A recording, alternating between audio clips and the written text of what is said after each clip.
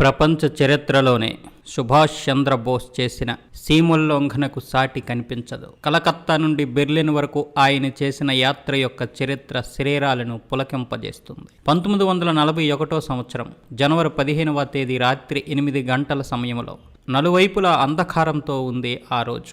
గూఢాచారులు కూడా మత్తులో పడి ఏమరి ఉన్నారు. సుభాష్ బాబు ఇంటి నుండి ఒక పఠాన్ వేషంలో బయటికి వచ్చాడు. అక్కడ సిద్ధంగా ఒక లారీ నిలబడి ఉంది. దాంట్లో అతను కూర్చొని తిన్నగా పెషావరి వైపుకు ప్రయాణం సాగించాడు. అతని పేరు జియావుద్దీన్ అని పెట్టుకున్నాడు. అతని స్నేహితుడు భగత్ రామ్ కూడా వెంట ఉన్నాడు. ఇద్దరూ కాబూల్ వైపుకు సాగిపోతున్నారు. ప్రయాణంలో భాష విషయంలో ఇబ్బంది వచ్చింది. దాంతో పఠాన్ వేషంలో ఉన్న జియావుద్దీన్ ఒక్కసారిగా మూగవాడు చెవిటివాడు అయిపోయాడు. ఇద్దరూ కాబూల్ నది ఒడ్డుకు చేరుకున్నారు. ఇక నదిని దాటాలి. ఎన్నో కష్టాలు ఎదుర్కొంటూ నదిని దాటి కాబూల్ నగరం చేరుకున్నారు. అప్పటికి బయలుదేరి 5 రోజులయ్యింది. కాబూలులో లాలా ఉత్తమ్ చంద్ ఈ పఠాన్కు ఆశ్రయం ఇచ్చాడు. అక్కడ ఇటలీ దేశ రాయబారి కార్యాలయంలో సంబంధం ఏర్పరచుకొని దాని సహకారంతో మాస్కో మార్గముగా జర్మనీ చేరుకున్నాడు మన సుభాష్ చంద్రబోస్ గారు. బెర్లిన్, హాంబర్గుల మధ్య హిట్లర్ సుభాష్ బాబును కలుసుకున్నాడు. సమావేశ స్థలానికి సుభాష్ బాబు వస్తూ ఉండగానే హిట్లర్ ఆయనకు గౌరవ సూచకముగా ఎదురు నడిచాడు. హిస్ ఎక్సలెన్సీ సుభాష్ బాబుకు నేను స్వాగతం పలుకుచున్నాను అంటూ ఆయనను ఆహ్వానించాడు. దేశ గౌరవ పాత్రుడైన సుభాష్ చంద్ర నేతాజీ సుభాష్ చంద్ర అయ్యాడు. ఆ మహాసాహసి ప్రతిభాశాలి అయిన నాయకుడికి జర్మన్ జాతి మహోతాత స్వాగతం సమర్పించింది. జర్మన్ వార్తాపత్రికలు సుభాష్ బాబు సాహసము, త్యాగమయ జీవనముల గూర్చిన రచనలతో నిండిపోయాయి. ఆ కాలంలో స్వదేశం నుండి పారిపోయిన దేశభక్తుడు భగత్ సింగ్ పినతండ్రి అయిన అజిత్ సింహ అక్కడ నివసిస్తూ ఉండేవారు. ఆయన సుభాష్ బాబును కలుసుకున్నారు. భారతీయుల సంఘటనకు దానిని ఏర్పరిచారు. దీనిలో నుండే ఆజాద్ హిందూ ఫౌజ్ అంటే స్వతంత్ర భారత సైన్యము నిర్మించవలసి వచ్చింది. అందుకోసం యుద్ధంలో జర్మనీ చేతిలో చిక్కిన బ్రిటిష్ సైన్యంలోని భారతీయ సైనికులను సుభాష్ బాబు సమావేశపరిచాడు. ఆజాద్ హిందూ సేన నిర్మించే ఆలోచన వారి ముందుంచాడు. భారతీయ సైనికులు దానికి ఉత్సాహంతో సహకరించారు. జై హింద్ గర్జనలతో ఆకాశము మార్మోగిపోయింది. ఆజాద్ హిందూ సేన స్థాపన జరిగింది. చూస్తూ ఉండగానే 1000 మంది సైనికులు గల బెటాలియన్లు 8 తయారయ్యాయి. డ్రెస్డెన్లో ప్రధాన సైనిక కార్యాలయము స్థాపించబడింది. కార్యకలాపాలు ప్రారంభమయ్యాయి. స్వయంగా హిట్లర్ ఈ సేనను కలుసుకొని ఆశీర్వదించాడు. 1941 డిసెంబర్ 7వ తేదీన ఒక పెద్ద మార్పు తెచ్చింది. ఆనాడు గొప్ప గొప్ప ఆశలతో జపాన్ యుద్ధరంగంలో దూకింది. జపాన్ సాగించిన మొదటి దాడిలో పెరల్ హార్బర్, మలయా, డచ్ ప్రభుత్వాలు కలిసికట్టుగా జపానును ఎదుర్కోవడానికి సన్నద్ధమయ్యాయి. కానీ ఒక్క దెబ్బలో ఆ సంయుక్త సంఘటన ధ్వంసమైపోయింది. వారం రోజుల లోపల సింగపూర్ జపాన్ హస్తగతమైంది. తర్వాత మలయా సంపూర్ణంగా జపాన్ ఆధిపత్యంలోకి వచ్చింది. ఈ యుద్ధంలో 50,000 మంది సైనికులు జపాన్ చేతిలో చిక్కి బందీలయ్యారు. వారిలో భారతీయులు 32,000 మంది. జపాన్ యుద్ధములో దిగడము నేతాజీకి ఆనందం కలిగించింది. ఏ మహత్తర శుభగడియల కోసము తాను ఉత్సుకతతో ఎదురు చూస్తూ ఉన్నాడో ఆ క్షణము రానే వచ్చింది. భారతీయ స్వాతంత్ర స్వర్ణ శిఖరము ఆయన కనులకు గోచరించినట్లే అయ్యింది. ఢిల్లీలోని లాల్ ఖిల్లా అంటే ఎర్రకోట కనిపించింది. ఆ కోట కొమ్మున విజయీ విశ్వతిరంగా ప్యార సగర్వంగా ఎగురుతూ కనిపించింది. అకస్మాత్తుగా ఢిల్లీ చెలో అని ఆయన నోటి వెంట ఒక వాక్యం వెలువడింది. సాక్షాత్తుగా అది ఒక మహాకార్యము. జపాన్ యుద్ధములో ప్రవేశించినందుకు మరొకరి మనస్సు కూడా ఆనందంలో మునిగి తేలింది. ఆయన రాసబిహారీ బోస్. ప్రథమ ప్రపంచ యుద్ధ కాలంలో ఆయన చూపిన సాహసము సఫలము కాలేదు. భారతదేశం నుండి పారిపోయి ఆయన జపాన్ ఆశ్రయంలో ఉండవలసి వచ్చింది. 24 సంవత్సరాలకు పైగా ఆయన కేవలము కలలు కంటూనే ఉన్నారు. మాతృభూమి స్వాతంత్ర్యం కోసం ఆయన ప్రతిజ్ఞ చేశారు. మాతృభూమి చరణ స్పర్శకై ఆయన తహతహలాడిపోయాడు. ఆయన కూడా ప్రపంచ రాజకీయాలను నిశితంగా పరిశీలిస్తుండేవాడు. సుభాష్ చంద్రబోస్ వంటి ప్రతిభాశాలి బ్రిటిష్ వారి పంజరం నుండి తప్పించుకుని రావడము ఆయనకు శుభసూచకముగా తోసింది. రూపము లేని కలలు రూపెత్తిన నిజాలు కాబోతున్నాయి. అందుకోసం 2వ స్వతంత్ర సమరం సాగించడానికి సరైన అదును ఇదే అని ఆయనకు తోసింది. తిన్నగా ఆయన మలయాకు వెళ్ళాడు. మలయాలో 3 లక్షల మంది భారతీయులున్నారు. జపాన్ దేశపు బందీలుగా 32,000 మంది భారతీయ సైనికులున్నారు. వీరందరూ స్వాతంత్ర సమరంలో సంఘటితంగా పాల్గొనడానికి సన్నద్ధం చేసే కార్యాన్ని రాసబిహారీ స్వీకరించాడు. రాసబిహారీ కార్యశక్తి నిరుపమానము. ఒక జపాన్ రచయిత దానిని ఇలా వర్ణిస్తాడు. ఫిబ్రవరిలో జపాన్ సింగపూర్ మీద ఆక్రమణ ప్రారంభించింది. బ్రిటిష్ సేనలు ఈ ఆక్రమణను పటిష్టంగా ఎదుర్కొన్నాయి. రాసబిహారీ బోస్ ఒంటరిగా అగ్రశ్రేణి యుద్ధరంగంలోకి వెళ్లి నిలిచాడు. బ్రిటిష్ సేనలోని భారతీయ అధికారులకు, భారతీయ సైనికులకు నకిలీ దేశభక్తికి బలి కావద్దని హెచ్చరించాడు. విశుద్ధమైన భారత స్వాతంత్ర భావనతో నిండిన ఆయన మాటలు సైనికుల మనస్సు, హృదయాలను కదిలించి వేశాయి. ఆ మాటలు ఒక అద్భుతాన్ని సృష్టించాయి. కాల్పులు ఆగిపోయాయి. రాసబిహారీ ప్రసంగం పూర్తి అవుతూ ఉండగానే జై హింద్ నినాదాలు చేస్తూ భారతీయ సైనికులు వచ్చి ఆయన వెనుక నిలిచారు. రాసబిహారీ ప్రయత్నాలు తీవ్రమయ్యాయి. మార్చి 28 నుండి మార్చి 30 వరకు ఆయన టోక్యోలో ఒక సమావేశం ఏర్పరిచాడు. ఆ పరిషత్తులో జపాన్, చైనా, మలయా, థాయిలాండ్లలోని భారతీయులు పాల్గొన్నారు. ఈ పరిషత్తులో భారతీయ స్వాతంత్ర సంఘము స్థాపించబడింది. ఈ సంస్థ ఉద్దేశ్యము విదేశీ ఆధిపత్యము, నియంత్రణ లేని సంపూర్ణ స్వాతంత్రము అని ప్రకటించబడింది. బెర్లిన్లో నేతాజీ సుభాష్ చంద్రబోసు స్థాపించినట్లుగా ఆజాద్ హింద్ ఫౌజ్ స్థాపించడానికి నిశ్చయింపబడింది. అటు తర్వాత కేవలం 3 నెలలకు అనగా జూన్లో బ్యాంకాక్లో ఇటువంటిదే భారతీయుల భారీ సమావేశం జరపడానికి నిశ్చయించుకుని ఆ సమావేశం ముగిసింది. తూర్పు దేశాలలోనూ జపాన్లోనూ రాసబిహారీ భారతీయ స్వాతంత్రం కోసం కార్యనిమగ్నుడైనట్లుగానే చైనాలో Anand Mohan Sahay Indian national association in China అనే పేరిట ఒక సంస్థను స్థాపించాడు. సయాంలో అంటే థాయిలాండ్లో స్వామి సత్యానందపురి అదేవిధంగా ఒక సంస్థను స్థాపించాడు. పూర్వ నిర్ణయం అనుసరించి జూన్ నెల 14వ తేదీ నుండి 23వ తేదీ వరకు బ్యాంకాక్లో భారతీయుల 2వ సమ్మేళనము జరిగింది.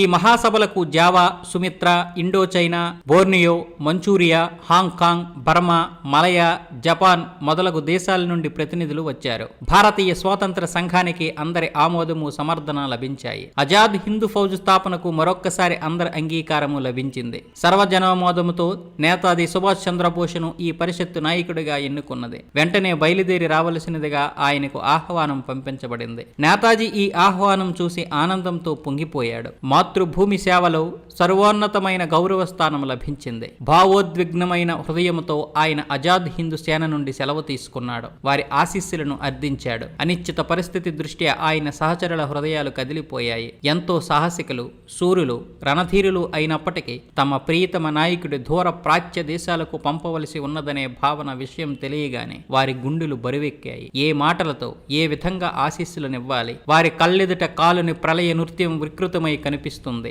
హాలాహల విషసిక్తమైన ఆ నాలుక, ఆ వాడి కోరలు వారిని భయకంపితులను చేశాయి. బెర్లిన్ నుండి టోక్యో వరకు సుభాష్ చంద్రబోసు బాబు ప్రయాణము వాస్తవానికి మృత్యుముఖలోనికి తమ ప్రియతమ నాయకుడి తమంత తాము నెట్టడమే అవుతోంది. సహచరులు వికల మనస్కులయ్యారు. వారు తలలు పైకెత్తలేకపోయారు. వారి నోటి నుండి మాటలే రాలేదు. సుభాష్ చంద్రబోసు చలించిపోయాడు. ఆయన కళ్ళలో నీరు తిరిగింది. ప్రపంచమంతా అసూయపడిదగినంత అపార ప్రేమ తనకు లభించింది. ఈ స్నేహ రుణాన్ని నేనెలా తీర్చుకోగలను అని నేతాజీ తన మనస్సులోనే ఆలోచించారు. ఆయనకు సమాధానం దొరికింది. మాతృభూమి స్వాతంత్రము, మాతృభూమి విముక్తి కోసం తానీ మృత్యుముఖంలో నుండి పయనించాలి. సహచరుల అపార ప్రేమయే తనకు విజయాన్నిస్తుంది. ఆయన దానినే వారి నుండి ఇలా అర్థించాడు. మిత్రులారా, మీరు మన దేశము కోసం సర్వస్వము అర్పించారు. నేను కూడా నా సర్వస్వం అర్పించి స్వతంత్రమనే కోటికాంతుల కోహినూరు తెచ్చి మీకిస్తాను. మీరు నన్ను నాయకుడిని చేశారు. నాయకుని యోగ్యమైన పరాక్రమం ప్రకటించే అవకాశం నాకు ఇవ్వండి. నాకు వీడుకోలు ఇవ్వండి. నన్ను దీవించండి. నేను క్షేమంగా ఈ కష్టాన్ని అధిగమించి స్వతంత్రమనే కోహినూరు తెచ్చి మీ చేతుల్లో ఉంచుతాను. వీడుకోలు గ్రహించి ఒక సహచరుడు వెంటరాగా సుభాష్ చంద్రబాబు ఒక జలాంతర్గామిలో ప్రయాణం సాగించారు. అనుక్షణము అశుభాన్ని గూర్చిన శంక, ఎటు చూసినా తాండవ నృత్యం చేసే సముద్ర తరంగాలు. మనస్సులో భరతమాత పాద పద్మముల ధ్యాస. ఆ స్థితి అద్భుతము, రమ్యము, రోమాంచకము. ప్రయాణము సాహసోపేతము. దానిని వర్ణించడము మాటలకు అసాధ్యము. ఈ యాత్ర పూర్తి చేసి జూన్ 20వ తేదీన సుభాష్ చంద్రబోస్ టోక్యో చేరుకున్నారు. అపార విశ్వాసాన్ని మాటలలో నింపి టోక్యో ఆకాశవాణిపై ఆయన ఇలా ప్రసంగించాడు. ఈ ప్రపంచ యుద్ధ కాలము వంటి అదును మరలా మరొక 100 సంవత్సరాలలో కూడా బహుశా రాదేమో. కాబట్టి భారతదేశ స్వతంత్రము కోసము దానిని పూర్తిగా ఉపయోగించుకోనాలని మన నిశ్చయము. మన స్వాతంత్ర్యానికి మూల్యము మన రక్తంతోనే చెల్లించడము మన కర్తవ్యము. కత్తిపైకెత్తిన శత్రువును కత్తి దూసి ఎదుర్కొనడమే సముచితము. ఇప్పటికీ స్వాతంత్ర సంఘము బాగా విస్తరించింది. కేవలము మలయాలోనే ఆ సంఘ సభ్యుల సంఖ్య 1,25,000. ఆజాద్ హిందూ సేనలో స్వయం స్ఫూర్తితో వచ్చి చేరిన సైనికులు 50,000 మంది. నేతాజీ టోకియోకు రాగానే ముందుగా యుద్ధరంగంలోని సైనిక మిత్రులను కలుసుకొనడానికి వెళ్ళాడు. సింగపూర్లో సైనికులను ఉద్దేశించి మాట్లాడుతూ, మిత్రులారా, సైనికులారా, మీ యుద్ధ నినాదము ఒక్కటే, ఢిల్లీ చెలో, ఢిల్లీ చెలో. హిందుస్థాన్ స్వతంత్రం కావడానికి అన్ని విధాల అనువైన సమయం ఇదే అని నాకు అనిపిస్తున్నది. కానీ కొన్నాళ్లకు ఒక్క విషయంలోనే లోపము, అది స్వతంత్ర సేన లేకపోవడము. నేడది సమకూరింది అని అన్నాడు. 1943 అక్టోబర్ 21వ తేదీన భారతదేశపు స్వతంత్ర ప్రభుత్వము అనగా స్వతంత్ర హిందుస్థాన్ ప్రభుత్వము స్థాపించబడింది. ఆ ప్రభుత్వానికి స్వతంత్ర సేన నిర్మించబడింది. ఆ ప్రభుత్వంలో ప్రధానమంత్రి, యుద్ధ, విదేశీ వ్యవహారాల మంత్రిత్వ శాఖలను స్వయంగా సుభాష్ చంద్రుడు వహించాడు. మహిళా విభాగానికి ప్రధానాధికారి కెప్టెన్ లక్ష్మీ స్వామినాథన్, సైన్యానికి ప్రతినిధులుగా కర్నల్ జగన్నాథరావు బోంస్లే మొదలైన సైనికాధికారులు నియమింపబడ్డారు. విప్లవ వీరుడు రాసబిహారీ ఈ ప్రభుత్వానికి ప్రధాన ప్రచారకుడిగా, సలహాదారుడిగా నియమింపబడ్డాడు. సేనాపతి తాత్యా టోపే నుండి ఉద్దామ్ సింగ్ వరకు గల వేలాది దేశభక్తులు హుతాత్ముల ఆకాంక్ష ఈ క్షణంలోనే సాకారమైంది.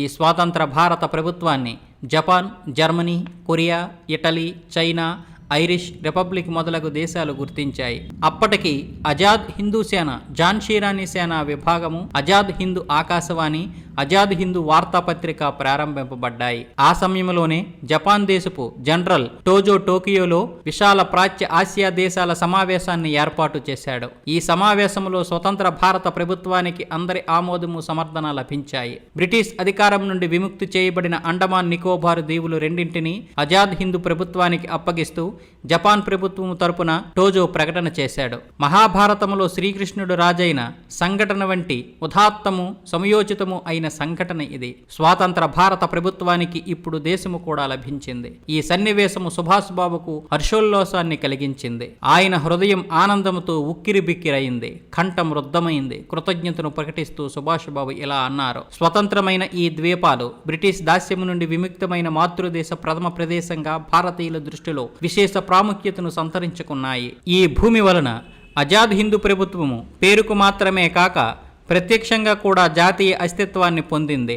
అండమాన్ విముక్తిలో అగాధమైన అర్థము ఇమిడి ఉంది. బ్రిటిష్ ప్రభుత్వాన్ని పెకిలించి పారవేయడానికి కుట్ర పన్నినారన్న నేరానికి ఆజన్మ కారాగార శిక్ష విధింపబడిన రాజకీయ ఖైదీలందరూ దాదాపుగా ఈ ద్వీపంలోనే చెరసాలలో ఉంచబడ్డారు. ఫ్రెంచ్ విప్లవంలో విముక్తి పొందిన పారిస్ నగరంలోని బాస్టిలీలాగానే హిందుస్థాన్ స్వతంత్ర సమరంలో మన దేశభక్తులు అంతులేని యాతనల పాలైన అండమాన్ ద్వీపము ప్రప్రథమంగా విముక్తి పొందింది. అక్కడ మరణించిన హుతాత్ముల జ్ఞాపకార్థం అండమాను ద్వీపము హుతాత్ముల ద్వీపము అని, నికోబార్ ద్వీపము స్వరాజ్య ద్వీపము అని ఇక మీదట పిలువబడ్డాయి అని అన్నారు సుభాష్ చంద్రబోస్ గారు. 1943 డిసెంబర్ 30వ తేదీన స్వాతంత్ర హిందుస్థాన్కు ప్రధానమంత్రి అయిన నేతాజీ ఈ స్వతంత్ర ద్వీపం మీద కాలు పెట్టాడు. అక్కడ సెక్యులర్ జైలును చూడగానే ఆయనకు స్వాతంత్ర వీర సావర్కర్ మొదలైన దేశభక్తులు హుతాత్ముల జ్ఞప్తికి వచ్చారు.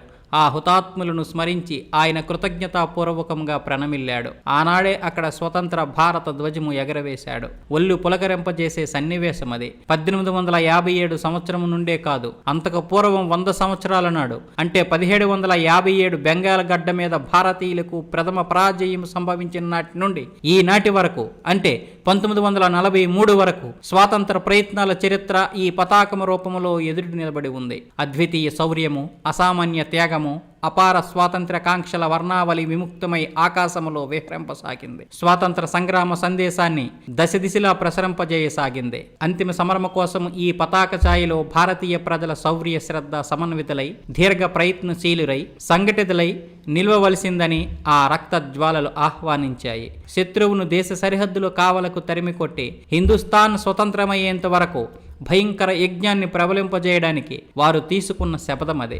డియర్ ఫ్రెండ్, సమయభావన వలన మొత్తం ఈ పార్టులో చెప్పలేకపోయాను. మిగతా భాగం పార్ట్ 2లో చెబుతాను. మిత్రులారా, ఇంతవరకు ఈ వీడియో చూశారు కదా.